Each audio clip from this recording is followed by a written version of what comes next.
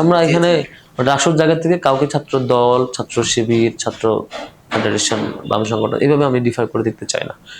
প্রত্যেক শিক্ষার্থী এটার স্টেক হোল্ডার, তারা আমাদেরকে পরামর্শ দিবেন, উপদেশ দিবেন, ভুল করলে হেল্প মানে এটা শুধরে দেওয়ার চেষ্টা করবেন, অভিযোগ দিবেন, অপরাধ করলে আমাদের বিরুদ্ধে অ্যাকশনে যাবেন।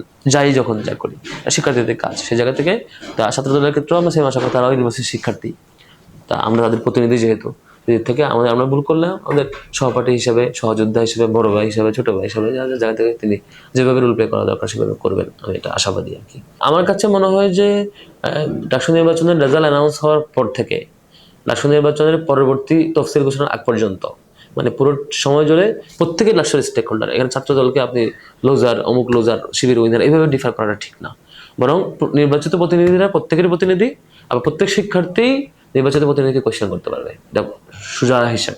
এখানে তমুক বিরোধিতা করছে সেখানে সে ছাত্র দল, তমুক বাম সংগঠন, তমুক শিবির, এভাবে পক্ষপাত হওয়া উচিত না, বরং পুরো নির্বাচিত প্রতিনিধিটাই এখন মেইন টিম, একটা ডাকসুর টিম। অমুক শিবিরের, তমুক স্বতন্ত্র, তমুক এটা, এই প্যারামিটারটা এখানে কোনোভাবেই হওয়া উচিত না।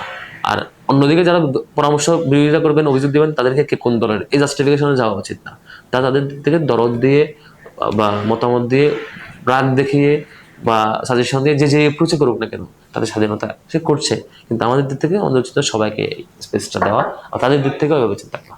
ডাকসু একাডেমিক ক্যালেন্ডারে অংশ হইতে হবে। এটা এরপরে এটা তো সিন্ডিকেট মিটিংয়ে মানে ওই গণতান্ত্রিক বিষয়গুলো তো এইভাবে চেঞ্জ হয়।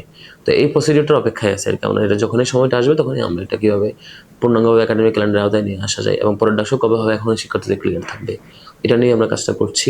ওই ফর্মাল প্রসিডিউরগুলো, ইন্টারনাল ওয়ার্কগুলো মোটামুটি ডেভেলপ হচ্ছে, এবং বাকিটা ফর্মাল প্রসিডিউরগুলো বাকি আছে আর কি। ডাকসুটা যত সময়ই পরবর্তী ডাকসু হবে, এবং এটা মানে এগুলো রেগুলার হতে হবে আর কি। এই কালচারটা ইউনিভার্সিটি কালচারে পরিণত হবে, যে university formal body DUCSU election নিয়মিত হবে, অংশগ্রহণ করবে, বিজয়ীরা সবাইকে ধারণ করবেন, এবং এইভাবেই হবে যে এখানে বিজয়ী পরাজিত ইস্যু না, সবাই সবাইকে কোঅপারেট করবে, এরকম একটা ভালো মডেল আমরা তৈরি করতে দিয়ে যেতে চাই।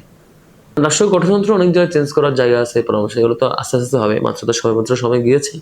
আমরা মোটামুটি সাজেশনগুলো নিচ্ছি, কোথাও কোথাও চেঞ্জ করার জায়গা আছে, কী চেঞ্জ করতে হবে সেটা নিয়ে আমরা ফার্দার গ্রাউন্ড ওয়ার্ক এবং পরবর্তী কার্যকলাপ করবো আর কি, আগাবো। এটা অনেক জায়গায় চেঞ্জ করার জায়গা আছে নিশ্চয়ই।